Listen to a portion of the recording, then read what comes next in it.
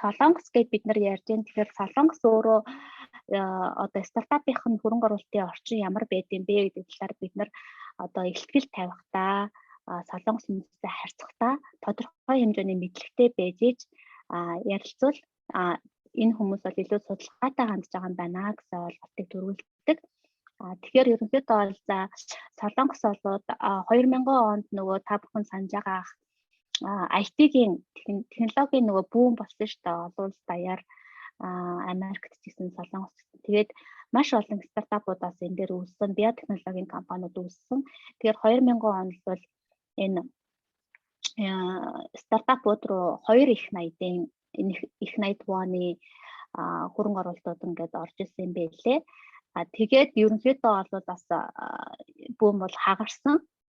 Тэгээд эндээс ахуулаад ингээд хөрөнгө оруулалтын хэмжээ нэлээд багасаад ер нь жоохон ийм одоо тренд бол нэлээд унтсан байжсэн.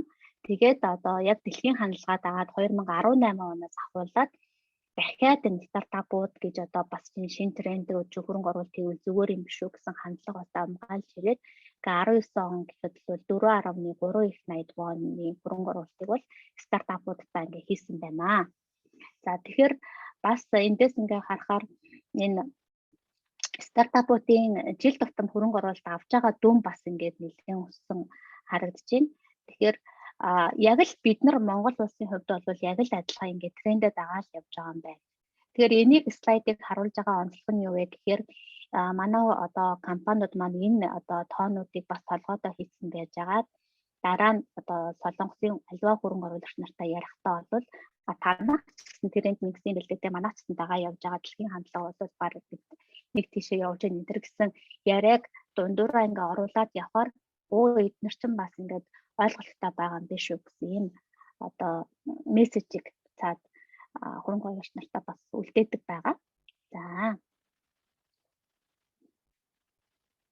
За дараа нь angel investor-ууд гэдэг одоо бидний нэг хамгийн анхны хөрөнгө оруулалт хийдэг ингээд инвесторууд байгаа тийм ээ. Энэ инвесторуудын тоош гэсэндээ ерөнхийдөө үнийн дүнгээр ингээ хараад аваад үзэх юм бол 2010 оноос бол нэг тийм одоо айгүй бага дүнтэй ингээ байж байгаа. 16 17 оноос хавуулаад нэлийн эрчимтэй өссөн байгаа.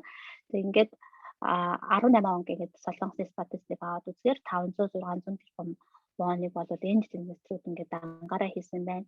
Сүүлийн үед бол бас ингээд angel инвесторуудын тоо бол тоогоор бас нэлээд өсөж байгаа харагдаж байгаа. Тэгэхээр энэ дээр бас нөгөө нэг Солонгосын venture capital-ийн одоо корпорацаас ингээд судалгаа хийгээд аваад үзэхэд эхний шатны хөрөнгө оруулалт angel инвесторуудын шатны хөрөнгө оруулалтын тооч өсөж байна. Хөрөнгө оруулалтын хэмжээ өсөж байна. Гэтэл концерн одоо асуудал юунтай байна гэхээр дараагийн стейжийн хөрөнгө оруулагч нар аюул хэцүү болоод байна.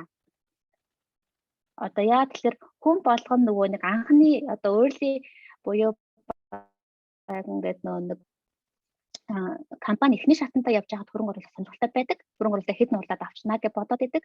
Гэтэл тэр стартап цаашдынхаа дунд шатны хөрөнгө оруулалтаа аваад ирэхээр маш том асуудлууд үүсэж байна. Хөрөнгө оруулагч нар ч гэсэндээ дараагийн стейж нь ямар байх юм бэ? Дараагийн шатандаа ямар шатаар би яаж ингээд хөрөнгө оруулалтаа гарах юм бэ гэдэг ийм концерн үүсэж байгаа учраас ерөнхийдөө бол дунд шатнаас ахуулаад хөрөнгө оруулалтуудын оруулагч нарын тооч багасж байна, үнийн дүнж багасж байна. Тэгэхээр энийг яаж хийх вэ гэдэг дээрээ Солонгосын хөрөнгө оруулалтын энэ бас зах зээл иймэрхүү асуудалтай байгаа юм билээ. За тэгэхээр Солонгос гэдэг улс бол ерөнхийдөө биотехнологи болон IT-ийн чиглэлийн компаниудад хөрөнгө оруулалт хийдэг. Тэгэхээр ерөнхийдөө бол бас Монголоос гээд аваад үзэхээр Солонгосуудын хувьд бас ингээ мэдлэг нь Монгол гэдэг улсын талаар төсөөлөл маш бага магадлалтай.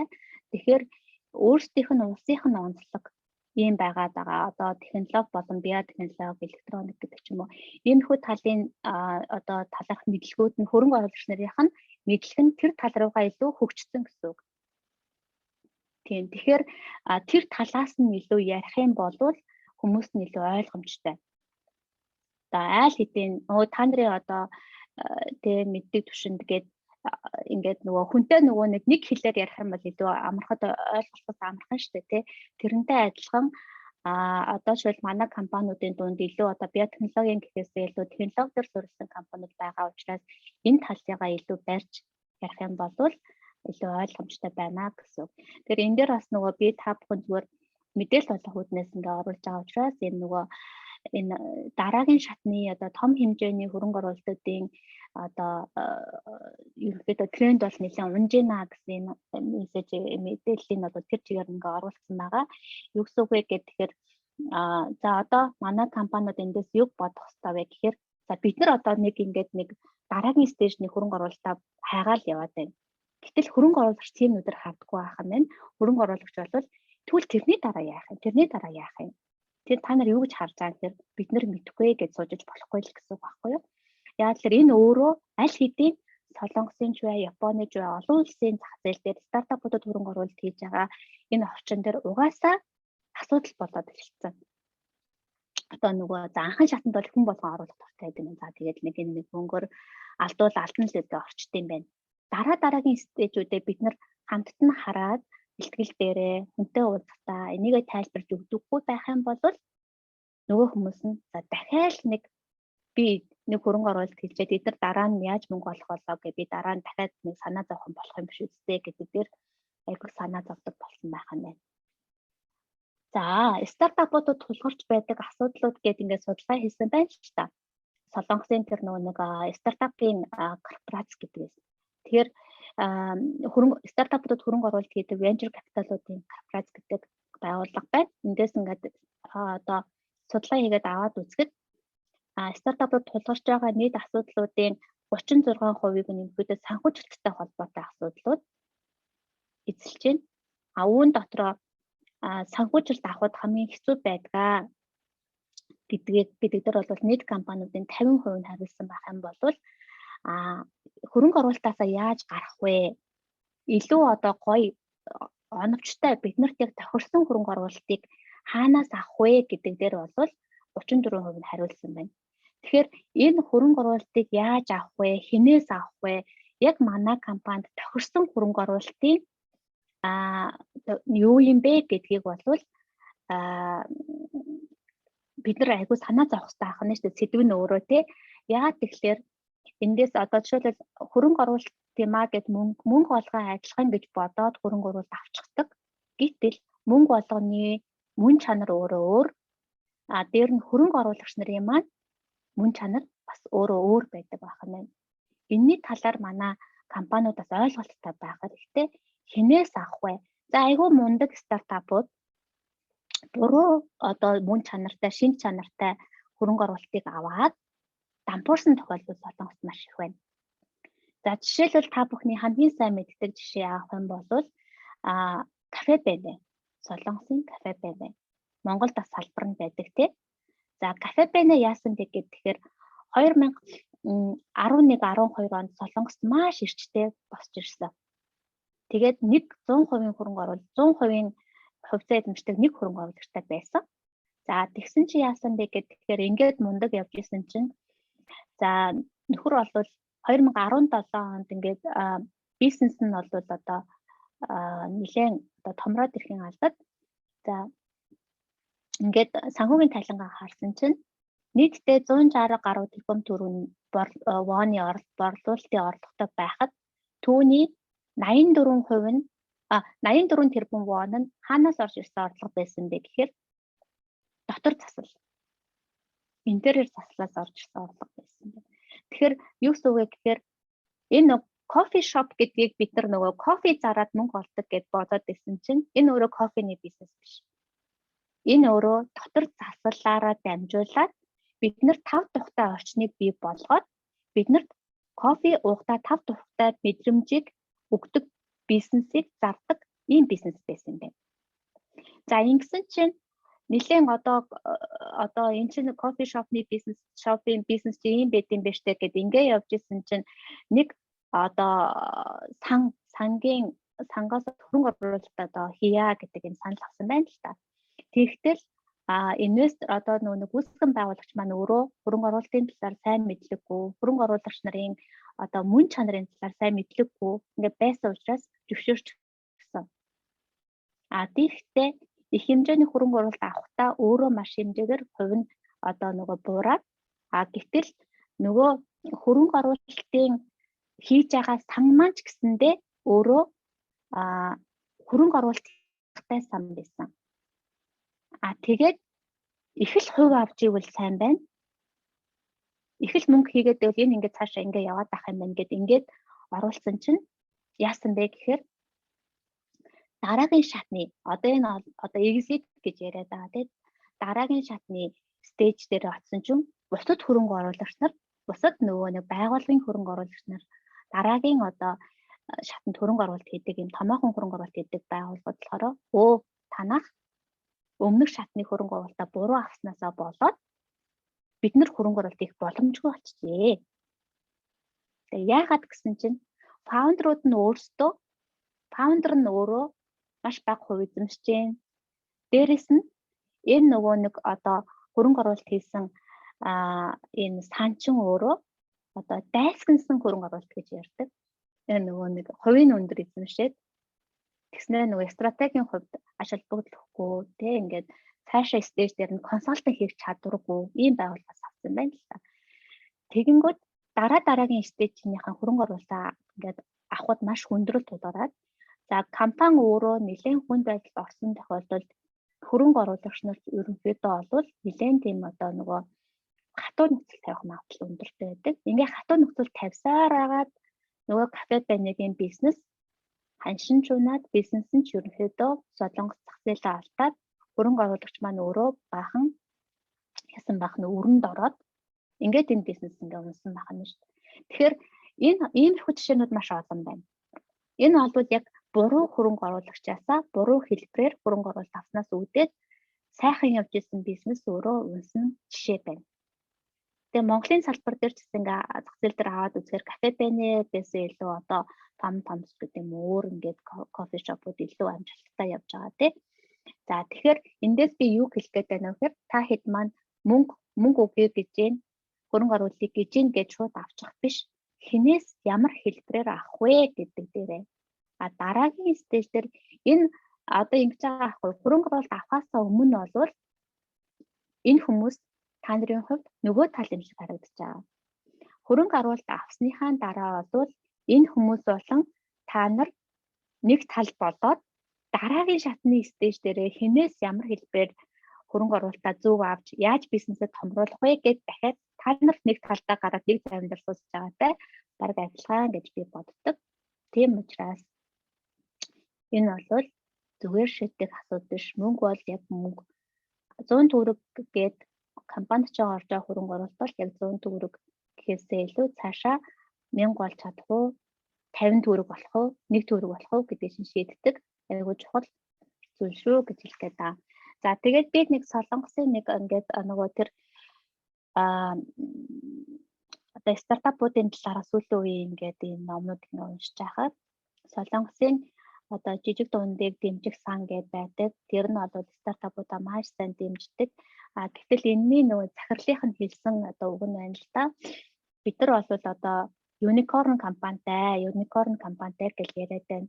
Яс юм дээр 1 тэрбум долларын үнэлгээгээр хөрөнгө оруулалтаа авчихад дараагийн шатандаа гарч чадахгүй байгаа компаниуд олон байна. Бид нар одоо энэ компаниудаасаа тэр нөгөө нэг сан нь одоо солонгосын тэр жижиг дундыг одоо дэмжих сан тий венчруудыг дэмжих сан гэх тэр сан нь өөрөө exit хийж гарч иж дараагийн стартапуудаа бид нар хөрөнгө оруулалтаа хиймээр байтал бид нар өөрсдөө энэ хөрөнгө оруулалтаасаа гарч чадахгүй байна. За тэгээд статистикаар аваад үзэхэд солонгост бол 5 жил тутам 5 старт аваад үзэхэд 5 стартапын нэг нь л амьд үлдэж байна гэж байна. Өөрөөр хэлбэл та бид өнөөдөр олон улсын жишгээр бол за 20% амьдрах магадлалтай бизнес төр л одоо хөрөнгө оруулалт авахар хөрөнгө оруулагч нарыг итгэж өнөмшүүлэхээр ингээ явж байна гэсэн үг. Тэгэхээр 20% нь байхын тулд бид нар яах юм бэ те 20% юм шиг харагдахын тулд бид нар тэднэрт итгэл үнэмшлийг төрүүлээд хамтдаа энэ бизнесийн ард гарья гэж сэтгэл үнэмшил төрүүлэхийн тулд хэдүүлээ ямар байдлаар бид нар төлөв хөрөнгө оруулалтынхаа талаар одоо илтгэлээ тавиад уул сэтгэгтэй юуг анхаарч авах ёстой юм бэ гэдэг талаар одоо энэ сэдв рүүгээ оръё. За солонгосчуудын хөрөнгө оруулалтын онцлог өөр ямар байдаг вэ? За солонгосчууд бол нэг юмыг аягүй сайн ойлгох хэрэгтэй. Түүхэндээ бол солонгосчууд Японы дарлал байж агаад тэгээд өөрсдөө үнэхээр тэмцэж босч ирсэн ард түмэн. За энэ утгаараа солонгосчууд бол зүрх сэтгэлд нь яаж хийж агаад эдийн засгийн хөгжлөөрөө Японы урд гарах хэрэгтэй гэсэн юм одоо үзэл бодол бол баг цуснд нь шингэсэн байх юм болоо гэж би боддоо шүү дээ. Сурж байхад бол багш нарын амнаас гарч байгаа хүүхдүүдийнх нь одоо тэр сэтгэлгээнээс гарч байгаа бодол баг тэгэл үг болгонд нь баг авчрууластай тий. Тэгээд тэр ч баг өсөл бодлороо одоо намайг яг сурж байх үед бол 2003-4 онд л бол одоо Samsung болон Sony гэх хооронд нь харьцуулж ярьдаг байсан. За үнэхээр тэгээд хүн болгон одоо хүлээмжшүүлж байна. Тэг ингээд Samsung бол ямар хурдтайгаар Sony-г артаа хийгээд 2006 онд ерөнхийдөө артаа хийсэн. Тэгээд тэрнээс хойш бол ямар хурдтайгаар дэлхийн зах зээл дээр гарч ирвэ гэдгийг те. Тэгэхээр тэдний ярьдаг байсан зүйл бол одоо ер нь толгойд одоо Samsung-ийн стратеги гэж бид нар авч үздэг те. Тэнгүүд Япончууд одоо үүдээ 16 гигабайтыг үйлдвэрлэж байна гэвэл эднэр дараа нь яг нөгөө нэг журмын дагуу явдаг хүмүүс учраас Япончууд 16-гийнхаа дараа нь 32 гигабайтыг хийх болно. Тэгээд бидрийг давцдах гээд 64 гигабайтыг хийх болно. Тэгвэл хэдүүлээ 128-ыг хийх ёстой гэдэг ч юм уу. Иймэрхүү одоо бараг амар агрессив ийм одоо майнд сэтгэхүүгээр хөгжиж ирсэн ард түмэн. За тэгэхээр энэний цаана юу байдаг вэ гэхээр одоо солонгосчуудад тийм нэг юм Япончуудыг бодох юм бол арай илүү түргэн ингээд хөгжиж хэмсэн гэсэн хүслээр мэлсэл компани болгон хүн болгоных нь одоо цаад сэтгүүд нь байж идэг. Нөгөө талаасаа ингэж зовж олсон мөнгөө бид нар эртлээ одоо баг байлгах хэрэгтэй гэсэн юм үзэл бодол байдаг. За тэгэхээр одоо харьцангуй олон жил хөгжөөд ирсэн энэ капитализм гэдэг энэ системээр хөгжөөд ирсэн Америкийг бодох юм бол систем нь харьцангуй хөгжсөн энэ улсуудыг бодох юм бол солонгосчуудыг юу бол харьцангуй арай жоохон эрсдлээ хаах гад байдаг ийм одоо бодолтой. Одоо шилбэл тийм учраас бид нар яах ёстой вэ гэхээр мэдээж хэрэг одоо стартап юм чи ингээл барьцаалах юм байхгүй, баталгаа гаргах юм байхгүй нь ойлгомжтой. Тэгэхдээ энийгээ бид нар бэлтгэл дээрээ, яриан дээрээ яаж ойлгож өгөх ёстой вэ гэхээр дараагийн алхмаа бид нар яаж харж байгаа юм бэ гэдгээ ойлгуулж өгч энийгээ ядаж хаана. За дараагийн алхмаа яаж харж байгаа дурдах гэдэг дээр exit стратеги гэж гарч ирж байна. Exit гэдэг одоо хөрөнгө оруулалтаас суллах гэж хэлэх юм да тий. Хөрөнгө оруулалтаас суллах стратегиудээ илтгэлийн дараа, ярианыхаа дараа заавал оруулж хэрэгтэй. Тэгжээж та нар юу гэж бодож байна гэхээр бодогдох вэ гэхээр бид нар одоо манад хөрөнгө оруулж байгаа та нарыг ч гэсэн бид нар бодож байгаа шүү. Хэдүүлээ хамтдаа нэг зарим дээр суусны дараа нь хэдүүлээ ингэж хөдөлнө гэдгийг чинь би удирчлаад ингээд харчихсан байгаа гэдэг ойлголтыг тэр хүмүүст өгөх нь байна. Өөрөөр хэлбэл нөгөө хөрөнгө оруулагч нар чинь юу гэж боддог вэ гэхээр надаас мөнгө аваад тэгэл дуусчих юм уу? Энэ нөхдүүд чинь өөрөө цаашаа бодол байна уу байхгүй юу? Надад даатахад орох гээд байна уугүй юу гэдэг ч юм уу те. Тийм бод байгаа. Тийм учраас дараагийнхнуудаа бид нар зөв буруу жаах юм аахгүй. Бид нар 4 дахь, 5 дахь, 6 дахь алхмаа ингэж харж байгаа. Тэгээд хөрөнгө оруулалтаас суллах стратегийг бид нар нэг биш 2 3 4 байдлаар харж байна гэдгээ гаргаж өгөх хэрэгтэй. За мэдэхгүй байгаа бол энэ дээр одоо санхүүгийн юмнуудаас ингээд зөвлөгөө аваад ямар стратегиуд байж болох вэ? Манайх шиг компаниуд олон улсад next дараагийн одоо шатны хөрөнгө оруулалтаа яаж авах байдлаар энэ одоо хөрөнгө оруулалтын суллах стратеги хэрэгжүүлсэн байна. За тэгээд та бүхэн үнэхээр шатрын нүүдэл шиг дараагийн нүүдэлтэй ингэж хардаг гэдгээ ойлгож чадах юм бол анхны хөрөнгө оруулсан хүмүүс нэг гарах гад байхгүй. Нэг бовин нүүдэл хийдэг хүн шүү гэх юм бол нэг хөрөнгө оруулалтыг хийхийг бас хүсэхгүй штэ. Тэгээд энийгээ сайн бодох хэрэгтэй. За тэгээд ерөнхийдөө бол түрүүн хэлсэн нөгөө за яг ингээд хөрөнгө оруулалтын салбарт аваад үзэхээр Японы одоо томоохон одоо корпорациуд олон улсад амжилттай хөрөнгө оруулалт хийгээ явж хахад яг Солонгосын хувьд бол яг ингээд одоо миний хуучин гүйцэтгэх захирлыг хийжсэн Mercedes гэдэг компани л одоо олон улсад 15 салбартай 16 салбартай гэдэг ингээд анхны Солонгосын олон улсын хөрөнгө оруулалтын банк болох гээд явж байгаа үнэ цасны компани баггүй юу. Гэтэл солонгочууд болохоор японочууд болохоор айл хэдийн олон улсын салбарт хөрөнгө оруулалт хийгээ явж байгаа тийм ээ. Тийм болохоор чинь яг үгээр солонгочууд одоо олон улсад ингээ хөрөнгө оруулалт хийж сурах гад ингээд өөрсдөө явж байгаа хүмүүс учраас богинохон хөрөнгө оруулалт хийх сонирхол байхгүй. Солонгосын одоо корпорациуд ч гэсэндээ дотоодын одоо солонгосын зах зээлийн өгөөж буураад байна. Тийм болохоор яаж одоо олон улс руу хөрөнгө оруулалт хийж сурах вэ гэж өөртөө бас явж байгаа юм. Тэгэхээр солонгосчуудтай хэрвээ томоохон зүйл дээр ажиллаж байгаа бол хэдүүлээ хамтдаа одоо амжилттай кейс үүсгэе, амжилттай түүх бүтээе гэдэг энэ талаас нь ярих юм бол бас айгүй тийм санаа нийлэх магадлалтай. За тэгээд хөрөнгө оруулалт одоо солонгосчууд бас нөгөө ер нь Японч ялгаагүй дээ. Ер нь бол хөрөнгө оруулалт татхаас өмнө ч бай. Ер нь бол их тайлагналыг хүсдэг. Тайлагнах соёл нь нэлээд суучсан байдаг. Тэгэхээр хөрөнгө оруулалт одоо татсны дараа бол за тэгээд одоо репортинг нөгөө нэг тайлагнал бол маш ихээр нөхөх магадaltaй. Хөрөнгө оруулалтаа татах гад хөрөнгө оруулалтаа хийх үгүй юу дээрээ явж явах явцад бол маш их одоо энэ чи ядын тэр чи ядын танаа макро эдийн засаг гэж юу ч асууж магадгүй. Тэр болгонд бэлэн байх хэрэгтэй. Тэгээд би бас боддیں۔ Ер нь бол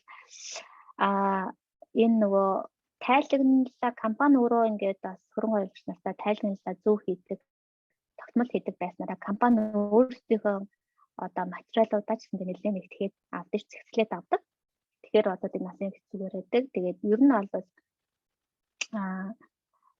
энэ тайлагналаас бити залхуураарай тий. Тэгээд хөрөнгө оруулагч нартай ямар шинж чанартай хөрөнгө оруулагч нартай ярилцж байгаасаа хамаарат одоо хэрвээ тэр нь өөрөө Японы ч юм уу Солонгосынх ч юм уу байх юм бол магадгүй бид нар дотроо компани дотроо ийм байдлаар тайлагнаад одоо 7 хоногтой ажиллаа ингэж өгнөдөг гэдгийгээ бэлтгэлийнхэн ч юм уу ярианыхан завсар хавчуулж өгч явах юм бол энэ компани бол дотроо эмэгцэгцтэй одоо бас тодорхой хэмжээний тайлагдлын соёлтой компани байна гэдэг ойлголтыг бас өгдөг шүү дээ. Нэс хаана ямар материал нь явж байгааг мэддэггүй компани гэх юм бол нөгөө хөрөнгө оруулагч нарын зүгээс харахад бол арай илүү замбраагүй юм уу гэдэг ойлголт өгч магадгүй учраас бид нар бол эмэгцэгтэй замбраатай тийм учраас та нар дараа нь ямар материал нээсэн ч бид нар энэ дээр бол цааргалах зүйл байхгүй гэдэг энэ ойлголтоо өгж явах нь зүгээр байдаг. За ихтгэл тавихтаа анхаарах зүйл гэдгийг бас оруулж өглөө. Тэгээд яг хуу таад манай одоо олон тэмцээн уралдаанд ороод магадгүй зүгээр ингээд энэ ихтгэл тавихад бол гарцсан байж магадгүй. Гэхдээ яг хуу солонгос хөрөнгө оруулагч нар гэж байгаа учраас би бас бодож байгаа юмнаас харуулъя. За гол тоо баримтаа ерөнхийдөө ингээд томоор графиктай нь оруулаад энэ тоондоо хүрэхийн тулд бид нар ер нь хэрхэн ажилласан бэ гэдгээ дахин давтаж хоногшуулах их чухал байдаг. За тэгэхээр одоо бид нар өмнө нь нөгөө нэг тэр шалгаруулах персентаж тавьж явах явцад бол компаниуд маань ингээд яриалдаг биднэрт яг үлдсэн тоонууд нь толгойд бол цөөхөн байсан. Тэгэхээр энэ юу гэсэн үг вэ гэхээр бид нар их сэтгэл тавиад за ер нь бол нэг удаан хугацаад биднэрт байдаггүй те. За тэмцээн уралдаан байх юм бол нэг 5 минут дотор за ихтгэл тавьж явах хэвэл хүн нэг 15-аас 20 минутаас ихтрээд эхлэхээр магадгүй нөгөө хөрөнгө оруулагч нар бол эхний хэдэн минутанд л анхаарал хандуулсан байж идэг. Тэгэхээр тухайн зүйл болгон зорилготой байх хэрэгтэй учраас ихтгэл тавьж байхдаа бид нар яг энэ хөрөнгө оруулагчид одоо манай компанийг эргээд дуусгахад нэг л гол юм аа сэтгэлд нь толгойд нь хоногшуулъя гэж бодоод тэрийгэ давтамжтайгаар ерөнхийдөө олон хэлбэрээр оруулж өгч явах хэрэгтэй. За тэгээд түрүүн хэлсэн exit strategy гэдгийг би байнга яриад байгаа. Энэ бол та тэр хөрөнгө оруулагчаас одоо мөнгө авчлаа гэж бодъё. Дараагийн шатны тэр хөрөнгө оруулагчийг юу гэж бодож байгаа юм бэ? Тэр хөрөнгө оруулагч бас кэрлж байгаа мó гэдэг давхар санааг бас агуулж идэг юм сэдв байгаа. За энэ дээр би бүтээгдэхүүнээ биш бизнесээ зараа гэж томоор хараар бичсэн байна те. Энэ ямар учиртай юм бэ гэхээр манайх ийм бүтээгдэхүүн гаргаж байгаа. Энэ бүтээгдэхүүн ингэнэ гэдэг ах юм бол энэ бол хөрөнгө оруулагчдын тийм амар одоо нэг тийм гоё сонсогдохгүй. Харин бизнесийн маань энэ явуулж байгаа бизнесийн маань цар хүрээ багтаамж нь ийм байгаамаа. Тренд ийшээ явж байгаамаа. Ийм учраас бид нар угаасаа томорхон тодорхой гэдгээ илүү тов тодорхой гаргаад энэ бизнесийн тренд ингэж явж байгаа учраас хөрөнгө оруулагч нар цаашдаа ийшээ сонирхох болно. Энэ дунд манай компани байгаа юм. Манай компани харин энэ дотроосоо бүтээгдэхүүнээр ингэж ялгаж гарч ирж байгаамаа гэдгээ илүү сайн ойлгох хэрэгтэй байдаг шүү. Ганцхан бизнесээр өөрийнхөө бизнесийг биш, салбараа бизнесийн трендийг ярих хэрэгтэй. За тэгээд хөрөнгө оруулагчдын хэлбэрээ тодорхойлох гэдээ оруулсан байгаа тийм ээ. Энэ юу гэсэн үг юм бэ гэхээр за би ямар шатны хөрөнгө оруулагчаас ямар хэлбэрээр авах гээд байгаа юм бэ гэдэг өөрөө сайн бодоод зөвлөгөө аваад тэрийгэ маш тодорхой илэрхийлэх хэрэгтэй. Би яг иймэрхүү шатны хөрөнгө оруулагчаас ийм хэлбэрээр одоо хөрөнгө оруулалт авмаарай. Дараа нь энэ хөрөнгө оруулалтаасаа ингэж exit хийж бодож байгаа гэдгээ те. Яагаад тэгэхээр түрүүн би жишээн дээр ярьсан хөрөнгө оруулагч бүр өөрөө онцлогтой байдаг. Буруу хөрөнгө оруулалт авах юм бол сайхан бизнес чинь нэг л өдөр унаа.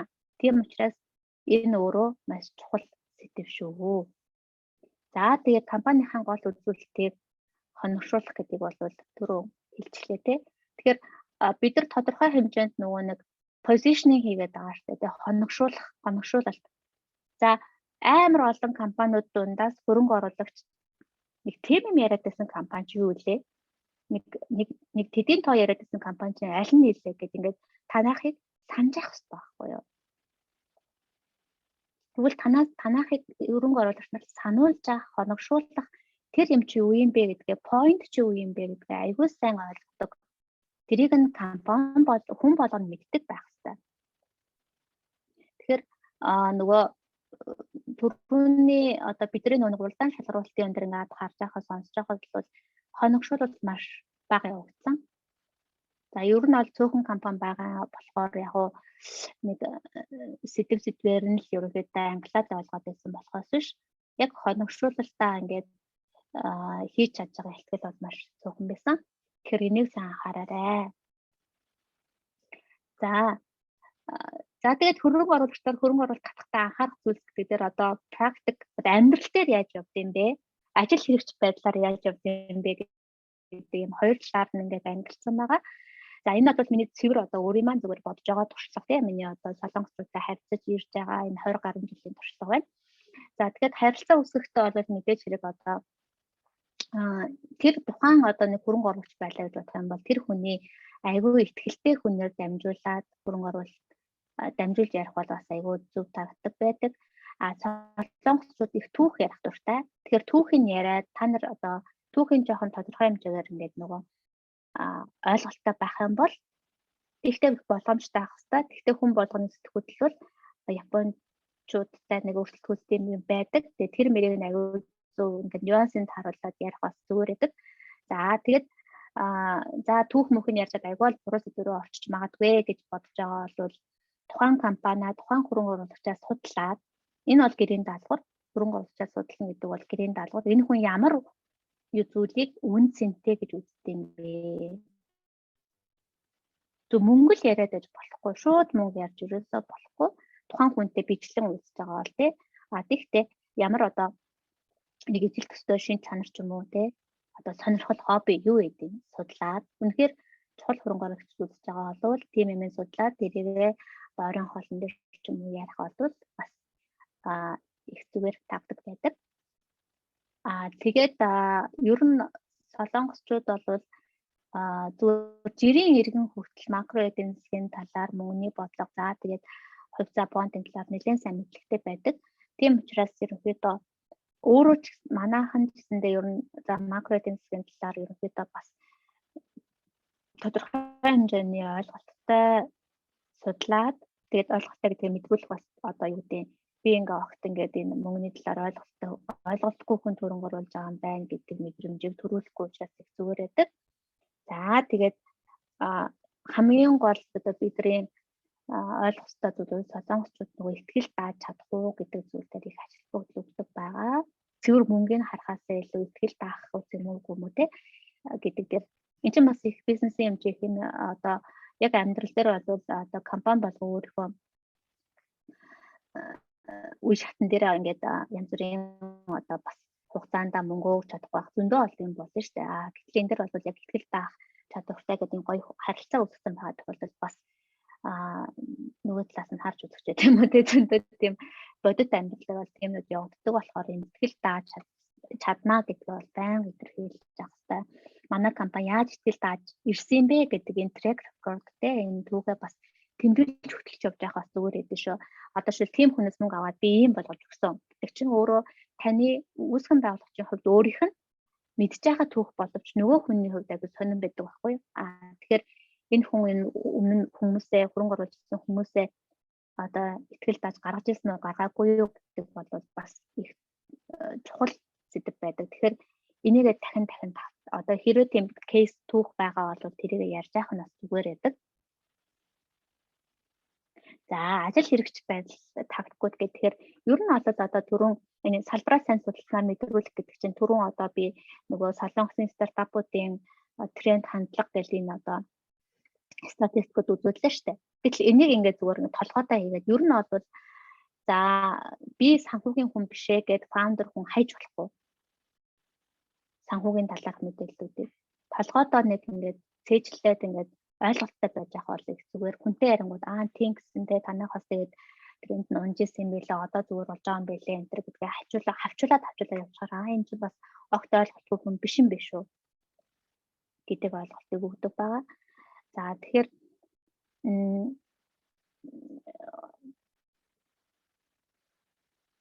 тэгээд ерөнхийдөө бол альж төвшөнд хөрөнгө оруулалтын өмнө дунд хойно альж төвшөнд одоо эргэх холбоогоо маш сайн барьж авах хэрэгтэй. Ер нь бол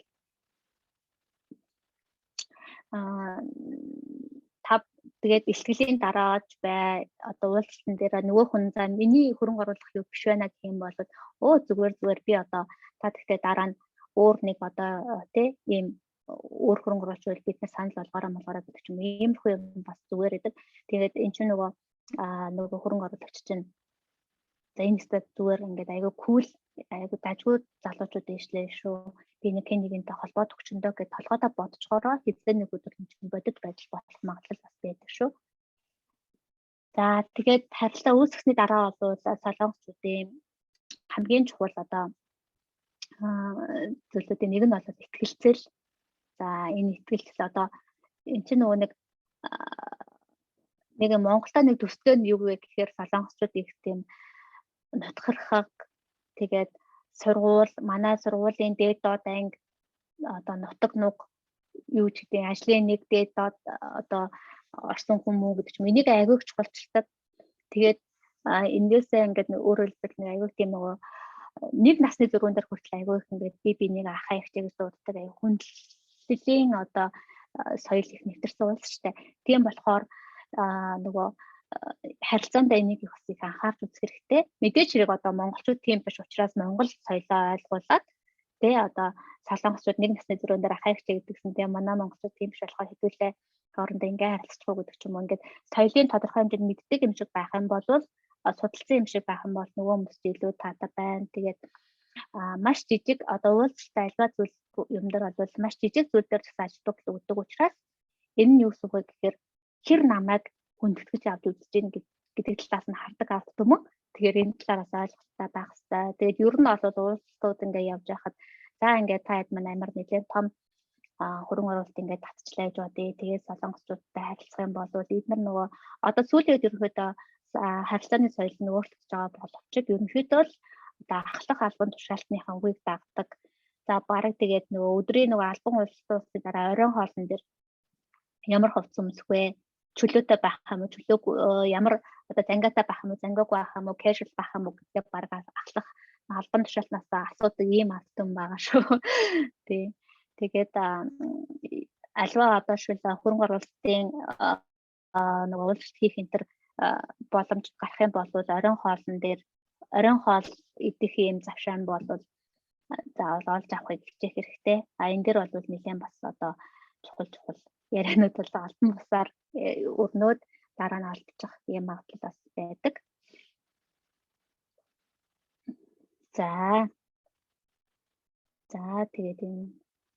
За тэгээд миний хугацаа дуусч байгаа шиг байна тий 40 минут гэсэн чинь 5-аас эхэлсэн юм чи одоо яг 40 минут боллоо. За тэгээ баярлалаа та бүхэнд амжилт хүсье.